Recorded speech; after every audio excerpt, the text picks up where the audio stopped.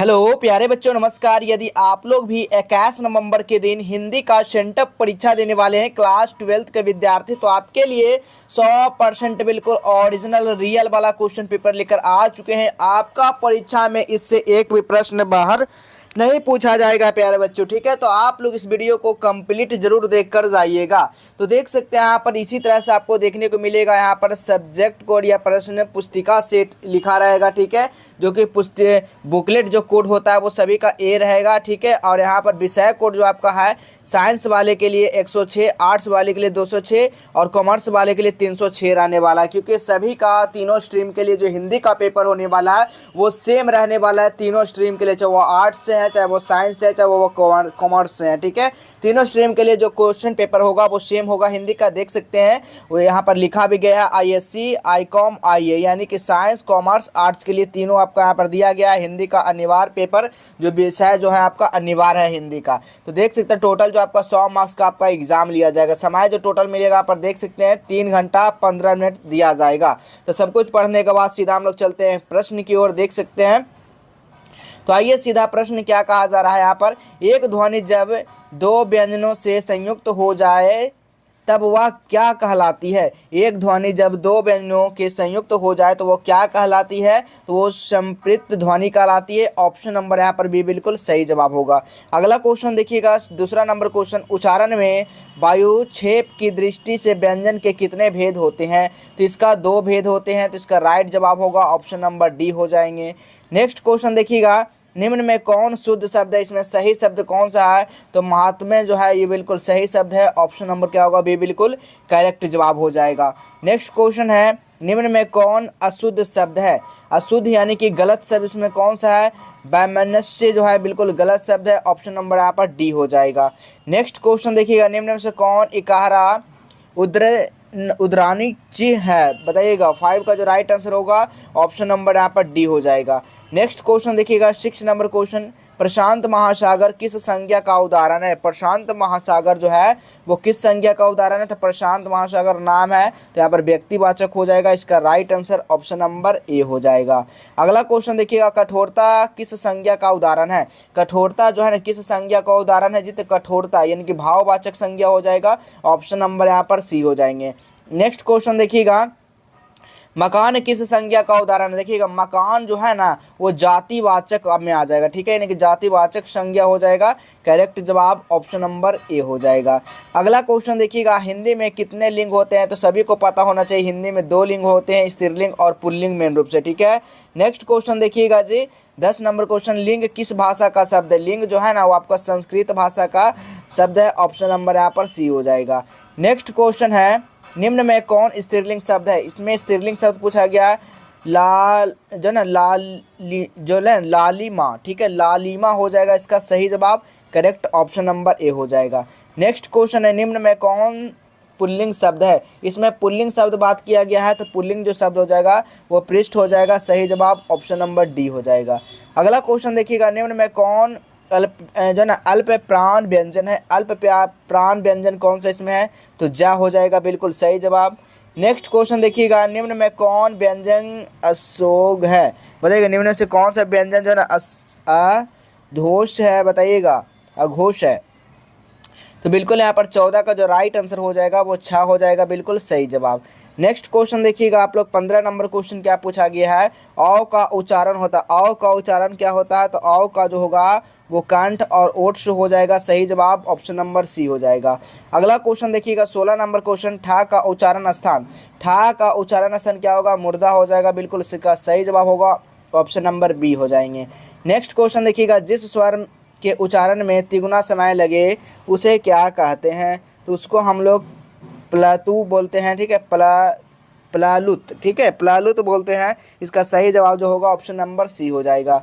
Next question देखिएगा, छंद शास्त्र में दीर्घ मात्रा को क्या कहते हैं। इसको हम लोग क्या बोलते हैं जी, तो इसको हम लोग गुरु बोलते हैं। ऑप्शन नंबर यहाँ पर सी हो जाएगा। नेक्स्ट क्वेश्चन है, निम्न में कौन स्पर्श व्यंजन नहीं है। स्पर्श यानी व्यंजन नहीं पूछा गया है, तो आपका रा जो होगा वो स्पर्श व्यंजन नहीं है। इसका सही जवाब जो होगा ऑप्शन नंबर डी हो जाएगा। अगला क्वेश्चन देखिएगा, 20 नंबर क्वेश्चन। निम्न में कौन उष्मा व्यंजन नहीं है। उष्मा व्यंजन का बात किया जा रहा है, तो झा जो होगा वो उष्मा व्यंजन नहीं है। सही जवाब सी हो जाएगा। नेक्स्ट क्वेश्चन है, निम्न में कौन अंतस्थ व्यंजन है? अंतस्थ व्यंजन का बात किया गया है, तो बा जो होगा वो अंतस्थ व्यंजन होगा। इसका right answer option number B हो जाएगा। चलिए अगला क्वेश्चन देखिएगा, जो ना तलब श में कौन व्यंजन है? मूर्धन स दंती स में जो है ना कौन सा व्यंजन है? इसमें व्यंजन पूछा गया कौन सा, तो जो ना संघर्षीय व्यंजन है। ऑप्शन नंबर यहाँ पर बी हो जाएगा। नेक्स्ट क्वेश्चन देखिएगा, सूर्य के आरोह अवरोह क्रम को किसकी संज्ञा दी गई है? तो 23 का जो राइट आंसर होगा वो सूर्यलहर है। ऑप्शन नंबर यहाँ पर बी हो जाएगा। नेक्स्ट क्वेश्चन देखिएगा 24 नंबर क्वेश्चन, निम्न में कौन गुण स्वर साध का उदाहरण है? स्वर साध का उदाहरण इसमें से कौन सा है? तो 24 का जो राइट आंसर हो जाएगा वो महर्षि हो जाएगा। बिल्कुल करेक्ट जवाब ऑप्शन नंबर डी होगा। नेक्स्ट क्वेश्चन है, निम्न में कौन वृद्धि स्वर संधि का उदाहरण है? वृद्धि स्वर संधि का उदाहरण है, तो बिल्कुल उसका सही जवाब हो जाएगा सहदेव हो जाएगा। चलिए अगला क्वेश्चन देखिएगा। अगला क्वेश्चन है, उल्लास का संधि विच्छेद। उल्लास का संधि विच्छेद क्या होगा? उत जोड़ लास हो जाएगा। इसका करेक्ट जवाब ऑप्शन नंबर ए हो जाएगा। नेक्स्ट क्वेश्चन है, दुरात्मा का संधि विच्छेद क्या होगा? दुरात्मा का संधि विच्छेद क्या होगा? दुरा जोड़ आत्मा। सही जवाब करेक्ट ऑप्शन नंबर सी हो जाएगा। अगला क्वेश्चन है, हिंदी भाषा किस लिपि में लिखी जाती है? हिंदी भाषा जो है ना किस लिपि में लिखी जाती है? तो याद रखिएगा आप लोग, देवनागरी लिपि में लिखी जाती है। करेक्ट जवाब ऑप्शन नंबर डी होगा। अगला प्रश्न देखिएगा, किस लिपि को संसार की अन्य लिपियों की तुलना में अधिक वैज्ञानिक माना गया है? तो 29 का जो राइट आंसर होगा वो देवनागरी को माना गया है। ऑप्शन नंबर डी हो जाएगा। अगला क्वेश्चन बताइएगा जी। अगला क्वेश्चन है 30 नंबर क्वेश्चन, आदत का बहुवचन रूप क्या होगा? आदत का बहुवचन रूप जो होगा वो आदतें हो जाएगा। करेक्ट जवाब ऑप्शन नंबर ए होगा। नेक्स्ट क्वेश्चन है, संज्ञा या सर्वनाम के किस रूप से उनका संज्ञा या सर्वनाम का क्रिया से संबंध सूची हो, उसे उस रूप को क्या कहते हैं? तो उस रूप को हम लोग क्या बोलते हैं? उसको कारक हम लोग बोलते हैं जी। इसका करेक्ट जवाब ऑप्शन नंबर ए हो जाएगा। अब चलिए आपको बताते हैं कि गूगल से आप लोग कैसे क्वेश्चन पेपर को डाउनलोड कर सकते हैं बिल्कुल एक क्लिक में, ठीक है।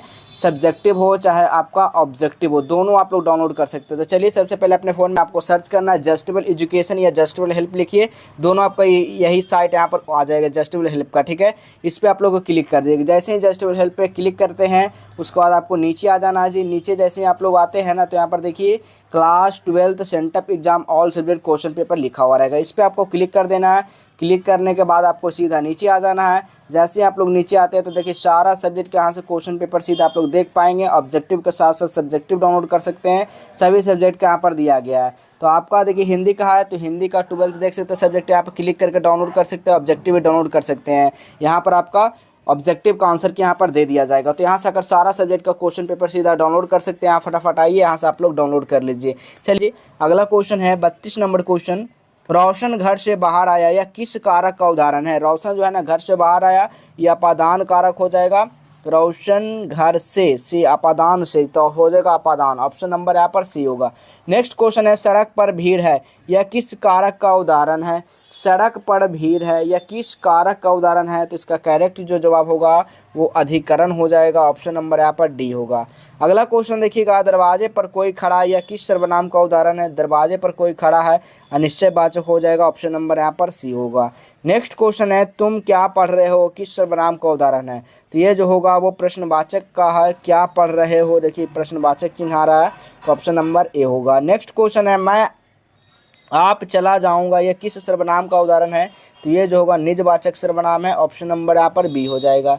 अगला क्वेश्चन देखिएगा 37 नंबर क्वेश्चन, यह अमेरिकी लड़की है यह किस विशेषण का उदाहरण है? यह जो है ना वो आपका गुणवाचक विशेषण है। ऑप्शन नंबर यहाँ पर सी होगा। नेक्स्ट क्वेश्चन है, सब दूध गिर गया यह किस विशेषण का उदाहरण है? सब दूध गिर गया, तो ये जो है ना अनिश्चित संख्या वाचक हो जाएगा। सही जवाब ऑप्शन नंबर बी हो जाएगा। नेक्स्ट क्वेश्चन देखिएगा, गोपाल पढ़ने में बहुत तेज है यह किस कारक का उदाहरण? गोपाल जो है ना पढ़ने में बहुत तेज है, तो किस कारक का उदाहरण है? तो ये जो है ना परिवेशन कारक का उदाहरण है। इसका सही जवाब ऑप्शन नंबर ए हो जाएगा। अगला क्वेश्चन देखिएगा, प्रमीला रो रही है ये किस क्रिया का उदाहरण? प्रमीला जो है ना रो रही है किस कारण का उदाहरण है? तो अकर्मक कारक का उदाहरण है। ऑप्शन नंबर यहाँ पर बी हो जाएगा। नेक्स्ट क्वेश्चन देखिएगा, महेश पढ़कर खेलने गया यह किस कारक यह किस क्रिया का उदाहरण है? यह जो है ना वो आपका पूर्वकालीन का उदाहरण है, ऑप्शन नंबर ए हो जाएगा। अगला क्वेश्चन देखिएगा, बारिश होती तो खेती अच्छी होती, किस काल का उदाहरण है? तो यह जो है ना आपका भविष्यत काल का है, ऑप्शन नंबर यहाँ पर बी हो जाएगा।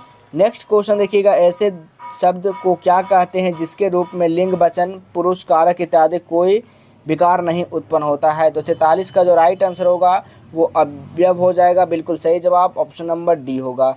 नेक्स्ट क्वेश्चन है, निम्न में कौन क्रिया विशेषण का उदाहरण है? क्रिया विशेषण का उदाहरण पूछा गया, तो राधा धीरे धीरे गाती है, सही जवाब ऑप्शन नंबर ए हो जाएगा।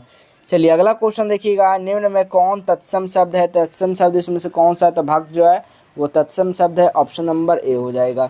नेक्स्ट क्वेश्चन है, निम्न में कौन सा तद्भव शब्द है? बताइएगा कौन सा तद्भव शब्द है? 46 का यहाँ पर देखिएगा, तो 46 का जो राइट आंसर होगा वो प्रिया हो जाएगा, बिल्कुल करेक्ट जवाब ऑप्शन नंबर ए हो जाएगा। देखिए उसके बाद नीचे सब्जेक्टिव क्वेश्चन आता है, किस पे आपको निबंध लिखना है। दिवाली पुस्तकालय, पहला सुख निरोगी का काया, मेरे प्रिय कवि, समाज सेवा, ठीक है। इस तरह से इस पे आपको लिख सकते हैं किसी एक पे।